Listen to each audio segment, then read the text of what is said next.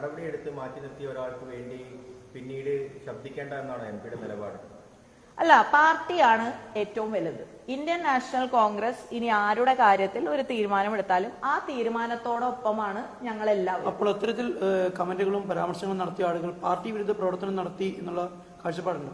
അത്തരത്തിലുള്ള കമന്റുകൾ നടത്തി എന്ന് നിങ്ങൾ പറയുന്നതാണ് എനിക്ക് അറിയാവുന്ന ഒരു കാര്യം.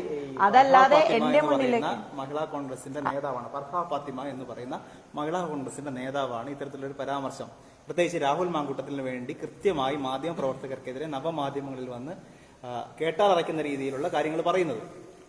അത് ഞാൻ പരിശോധിക്കാം എന്നാണ് എനിക്കിപ്പോ ഈ ഘട്ടത്തിൽ പറയാൻ കഴിയുന്നത്. എന്ന് വെച്ചാൽ ഫർഹ ഫാത്തിമ എന്ന് പറയുന്നത് ഞങ്ങളുടെ ഒരു സംസ്ഥാന ജനറൽ സെക്രട്ടറിയോ അല്ലെങ്കിൽ ഒരു ജില്ലാ പ്രസിഡന്റോ പെട്ടെന്ന് ഒരു ഓർത്തെടുക്കാൻ കഴിയുന്ന ഒരു ഭാരവാഹിയോ ആയിട്ട് ഞാൻ സംസ്ഥാന പ്രസിഡന്റ് എന്ന നിലയിൽ എനിക്കിപ്പോൾ എന്റെ ശ്രദ്ധയിൽപ്പെടുന്ന ഒരാളല്ല. നേരെ മറിച്ച് ഞങ്ങളുടെ ഒരു സംസ്ഥാന ഭാരവാഹിയോ ജില്ലാ പ്രസിഡന്റോ അല്ലെങ്കിൽ അത്തരത്തിലുള്ള ഒരു പെട്ടെന്ന് നമ്മൾക്ക് അറിയാവുന്നവരാണെങ്കിൽ എനിക്ക് അതിനെക്കുറിച്ച് മറുപടി പറയാൻ സാധിക്കും. ഈ പറഞ്ഞ പേര് അത് മഹിളാ കോൺഗ്രസിന്റെ ഏത് ഭാരവാഹിയാണ്? ഞങ്ങൾക്ക് 81,365 ഭാരവാഹികളാണ് സംസ്ഥാനം, ജില്ല, ബ്ലോക്ക്, മണ്ഡലം, വാർഡ് തലത്തിൽ. ഞങ്ങൾ 2023 പുനഃസംഘടന നടത്തിയപ്പോൾ ഉള്ള ഞങ്ങളുടെ കണക്ക് അതിൽ 81,365 പേരിൽ ഏതെങ്കിലും വാർഡിലെ ആണോ മണ്ഡലത്തിലെ ആണോ എന്നുള്ളതൊന്നും നമുക്ക് ആ പേര് പെട്ടെന്ന് പറയുമ്പോൾ നമുക്കറിയില്ല.